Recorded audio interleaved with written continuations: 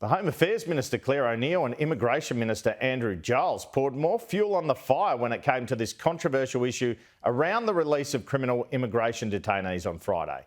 In a briefing to journalists, the pair warned it may have to let more than the 149 detainees with criminal records it has released out into the community because the High Court was changing the rules around immigration detention and had several more decisions to make. There are more cases afoot.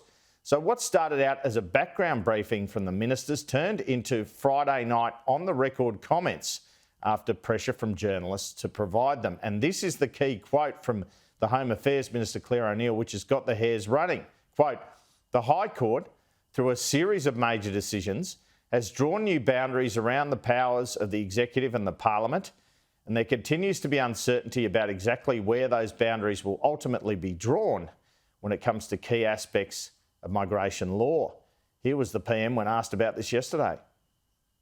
What is an option is what we're doing, which is putting in place measures to ensure people can be kept safe, getting ahead of the curve, making sure that we're in a position to respond, and in some cases, what do we need to do to preempt potential decisions which are there, get the appropriate legal advice. That's what we're doing. The High Court decision, of course, was one not of our making. It was one done in spite of the government's opposition to it. But no government is above the law, and we've had to respond to it. But we are ensuring that people are kept safe, and we're putting in place appropriate measures to ensure community safety.